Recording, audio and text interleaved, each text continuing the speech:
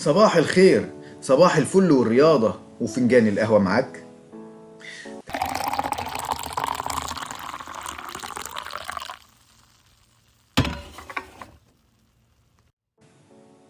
تعالوا معانا النهاردة في حلقة جديدة من استباحة رياضية. النهاردة هنتكلم عن سلوك المدرب. ده الشخص اللي ممكن يكون سر انتصار فريقك أو سبب هزيمته من جوه. المدرب مش بس الشخص اللي بيحط التكتيك، ده كمان هو اللي بيبني شخصية اللاعبين، بيشجعهم وبيدعمهم، وفي بعض الأحيان للأسف ممكن يهدم كل ده. لو المدرب مش عارف يتعامل مع اللاعبين صح، النتيجة مش هتكون كويسة. طب هل سلوك المدرب بيصنع فرق في النتيجة؟ وازاي ممكن تصرفات المدرب تؤثر على الفريق؟ هنتعرف على ده النهاردة. خليك معانا عشان نعرف سلوك المدرب تحت المجهر. خليك معانا وحافظ على فنجان القهوة. يلا نبدأ.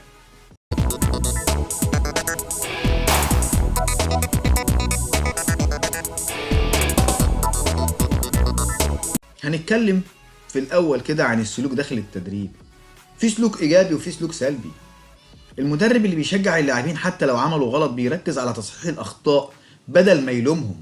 عشان كده المدرب ده بيأكد على الناحية الإيجابية، بيعرف الولاد فين خطأهم، بيعرف الولاد إزاي بيغلطوا وإزاي يصححوا، بيأدي لهم نموذج، بيعرفهم الصح، بيقول لهم اعملوا إيه، ما بيقول لهمش ما تعملوش ايه، بيقول لهم اعملوا ايه. المدرب اللي بيعرف يوزع الادوار بطريقه صح وبيحفز كل لاعب على اداء احسن. يبقى كل شويه المدرب بيحفز. لابد ان المدرب يقول للولاد برافو برافو برافو، يقول لهم برافو على طول. قلنا الكلام ده قبل كده كتير، ومن المواقف اللي بنقولها ان تخيل كده معايا، في يوم من الايام كان في لاعب مبتدئ مش عارف يعمل مهارة كويس. المدرب قرب منه قال له انت عندك امكانيات كبيرة والمهارة دي هتخليك افضل. لو تعثرت او ما قدرتش مش مشكلة، المهم تكمل وتتعلم. ومن هنا بدأ اللاعب يثق في نفسه وبيقدم افضل ما عنده في التمرينات بعد كده، ومستواه بيتقدم وبيتقدم. حتى لو بيتقدم بطيء فثقة اللاعب بنفسه بتزيد وتزيد، وده دور كل مدرب. نيجي بقى على عكس السلوك السلبي داخل التدريب. مدرب بيصرخ في اللعيبة على طول او دايما بيحطهم في مواقف محرجة. المدرب على طول مش بيهتم بالصحة النفسية وبيخليهم يفقدوا الحافز. على طول المدرب بيصرخ فيهم. الولد بيغلط ما بيقولوش تعمل ايه، هو بيشخط فيه وخلاص. مش مشكلة هو ايه، المهم ان هو قدام الناس وقدام الجمهور ان هو شكله ان هو مدرب بيزعق للعيبة. الموضوع مش كده خالص. الموضوع مش واجهة اجتماعية، الموضوع تربية إنسانية. الموضوع إن اللاعب ده ابنك، إن اللاعب ده أخوك الصغير، إن اللاعب ده له إحساس، اللاعب ده له كل حاجة زيك، فبالتالي لازم تحس بيه وتتخيل نفسك مكانه. اديله الأمل لقدام، حتى لو كان مستوى ضعيف ممكن في المستقبل هو اللي يكمل ويبقى نجم كبير في الرياضة. كان في مدرب كل شوية بيصرخ في لعيبته، بيستعرض أخطائهم، يقعد يقول لي ده انت بتعمل كذا وده انت بتعمل كذا، وساعات بيستهزأ بيهم. فاللاعب بيحس ان هو مش قادر يكمل وبيقرر يسيب الفريق بسبب الطريقة دي، وممكن يسيب الرياضة كامل. ويا سلام بقى لما نيجي نشوف الحتة اللي بعد كده. بيبقى عندنا ماتشات سواء ودية او ماتشات رسمية، وحتى في البراعم والولاد الصغيرين لما بنيجي نروح ماتشات، ايه اللي بيحصل؟ سلوك المدرب اثناء السفر. السلوك الايجابي اثناء السفر. مدرب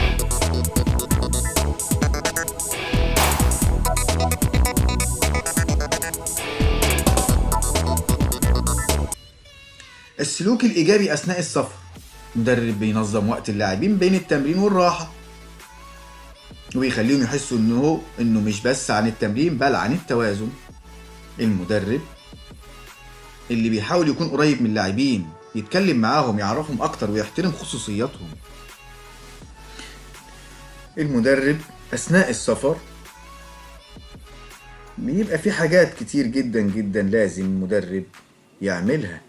قبل ما بنسافر نعمل ايه، وبعد ما بنسافر هيحصل ايه. يبقى قبل ما اطلع الاتوبيس هنعمل ايه، بيبقى عامل خطة. بيبقى منظم لهذا اليوم، فبيبقى في سلوك ايجابي للمدرب، بيحاول يكون قريب من اللعيبه، بيتكلم معاهم، يعرفهم اكتر، بيحترم خصوصياتهم. كل ده بيساعد المدرب على ان هو يلاقي اللعيبه بتاعته في المباريات افضل وافضل.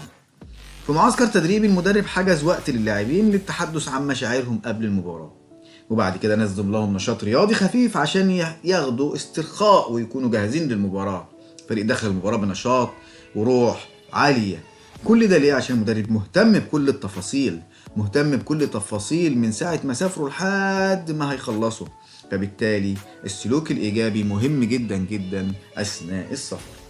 السلوك السلبي أثناء السفر، المدرب اللي مش مهتم براحة اللاعبين وبيفضل يضغط عليهم طول الوقت، المدرب بيهمل الجوانب النفسية، وده بيخلي اللاعبين في حالة توتر شديدة.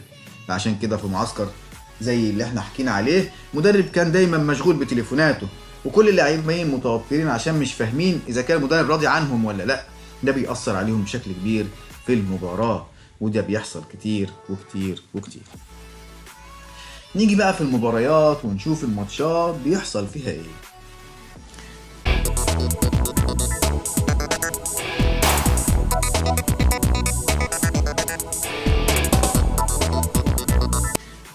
قبل المباراة المدرب اللي بيحفز لاعيبته وبيشجعهم قبل المباراة بيخليهم يروحوا الملعب وهم واثقين في نفسهم.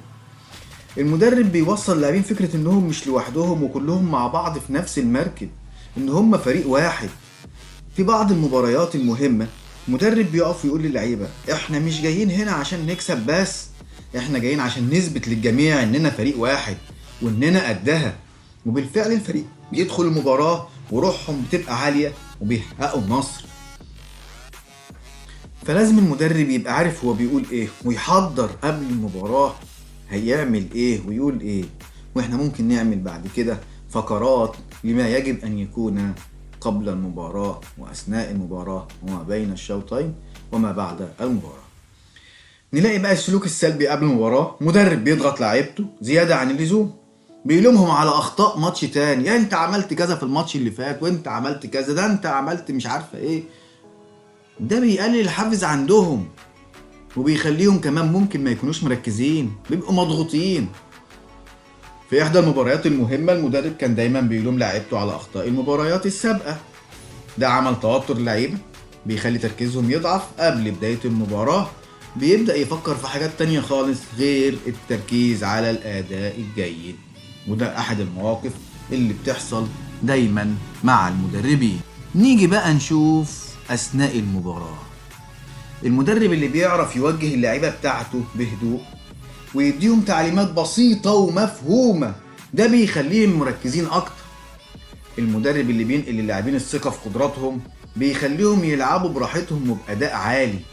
يبقى لازم المدرب يوجه اللعيبة، ممكن يبقى الصوت عالي لكن في توجيه مش توبيخ. موقف عملي إيجابي في مباراة صعبة، المدرب بيقول للعيبة ايه؟ اوعوا تيأسوا، كلنا مع بعض في ده، لما تركزوا وتنفذوا صح هتوصلوا للهدف. يبدأ يشجعهم، برافو عليكم، كمل.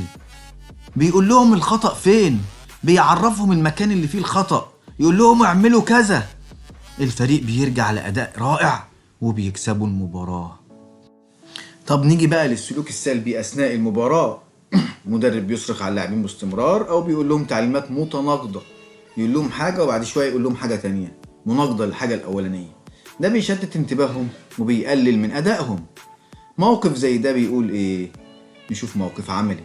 كان في مدرب بيصرخ في اللعيبه طول الماتش والتعليمات كانت متضاربه. ده بيخلي اللعيبه عاملين ايه؟ مش عارفين يعملوا اي حاجه، وتنتهي المباراه بهزيمه غير متوقعه. السبب المدرب وصراخه الدائم وتوبيخه للاعبين، وبيقول لهم انت بتعمل كذا وما بتعملش كذا. لا، ده بيقول لهم انتوا ما بتعملوش كده ليه. طيب نيجي بقى بين الشوطين. المدرب اللي بينتهز الفرصة بين الشوطين يوجه للعيبة بطريقة هادية ويشجعهم على التعديل، ده بيخلي الفريق جاهز للشوط التاني. المدرب اللي بيحترم وجهات نظر لاعبيه وبيشجعهم يحكوا عن اي مشاكل او تحديات واجهوها في الشوط الاول. نيجي بقى نقول موقف ايجابي عملي بين الشوطين. في مدرب بيقول للعيبه احنا مش بعيد عن الفوز، ركزوا في التفاصيل الصغيره، كل واحد فيكم عنده دور كبير، ويبدأ يديهم بعض التوجيهات للمواقف اللي حصلت وازاي يعملوا وازاي يشتغلوا فيها وازاي يصححوها، فالفريق بيرجع اقوى. نيجي بقى للسلوك السلبي بين الشوطين. مدرب يقوم لعيبته بين الشوط الاول ويضيع وقت الراحة في انتقادهم بدل من اصلاح الاخطاء، ده بيقلل من عزيمتهم في الشوط التاني. بين الشوطين نشوف موقف بقى مدرب وجه كلام قاسي للاعبين ولمهم بشدة على اخطائهم وقال لهم انتوا السبب في الخسارة، ده يخلي اللاعبين يخشوا الشوط التاني ان هم مش قادرين يكملوا بنفس الطاقة. بعد المباراة، وما ادراك ما بعد المباراة، كتير بنلاقي مدربين حتى فايزين ولا خسرانين ويبدأوا يكلموا اللعيبة في الاداء في الملعب، عملت وما عملتش، انت كنت كويس وانت كنت مش كويس، وهكذا منها. بعد الماتش المدرب اللي بيشكر لعيبته على المجهود بيحفزهم حتى لو الفريق كان خسران. المدرب اللي بيظهر للاعبين انه دايما في صفهم حتى في الهزيمة. نشوف موقف عملي بعد خسارة صعبة. المدرب قال احنا اتعلمنا من الماتش ده واحنا مع بعض هنقدر نرجع اقوى من الاول، كل واحد فيكم قدم افضل ما عنده، فبالتالي نشوف الفريق بيحس بدعمه وقرروا يشتغلوا اكتر في المرات الجاية. تعالوا بقى نشوف السلوك السلبي بعد المباراة. المدرب اللي بيلوم اللاعبين بعد الهزيمة ويشاور على اخطائهم قدام الكل، ده بيأثر سلبيا على معنويات الفريق. يبقى المدرب اللي بيلوم اللاعبين بعد الهزيمة ويشاور على اخطائهم قدام الكل، ده بيأثر. نشوف موقف سلبي عملي بعد الهزيمة. المدرب بدأ يلوم اللعيبة أمام أولياء أمورهم وأمام الناس اللي موجودة، الجماهير، وأمام كل الناس اللي موجودة، ده بيأثر على ثقة اللاعبين في أنفسهم، بيبقى له تأثير سلبي في المباريات اللي بعد كده. يبقى لازم إن المدرب يكون داعم لفريقه، داعم للاعيبته، يشجعهم بعد المباراة وهم راجعين، يشجعهم، يبدأ في الحديث عن الأخطاء في أول تمرين، ما يتكلمش في أي حاجة بعد المباراة، كل ما عليه يدعم فريقه، يشجع فريقه.